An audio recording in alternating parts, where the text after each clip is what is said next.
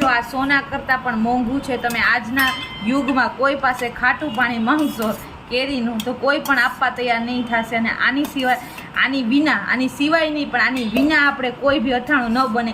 જો તમે કોઈ પાસે માંગશો તો બધા એમ કહેશે અમે બધું આપીએ, પણ આ ખાટું પાણી ન આપીએ. આમાં આપણે ગરમર ગુંદા બધું જ કરી શકીએ. એટલે સોના કરતાં મોંઘું આ પાણી છે જે આપણે બરણીમાં ભર્યું છે.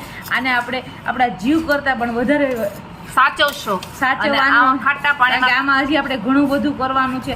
આ મળતું નથી અને કોઈ આપતું નથી, કારણ કે આપણે આ કેરી જ્યારે હળદર અને મીઠા હળદરે ચોળીએ ત્યારે આ પાણી થાય છે. અને અમુક સમય પછી કેરી બી આવતી બંધ થઈ જાય છે. એટલે આ પાણી બહુ જ આપણી માટે ઇમ્પોર્ટન્ટ છે. એટલે આપણે એકવાર છેલ્લી વાર એક મુદ્દો એક નાનો એવો અર્થાત આપી દેશો કે સોના કરતાં મોંઘું શું? કેરીનું ખાટું પાણી. જે આમાં આપણે ખાટા ગુંદા, ખાટી ગરમર, ગુવાર, મરચા નાખી શકીએ છીએ.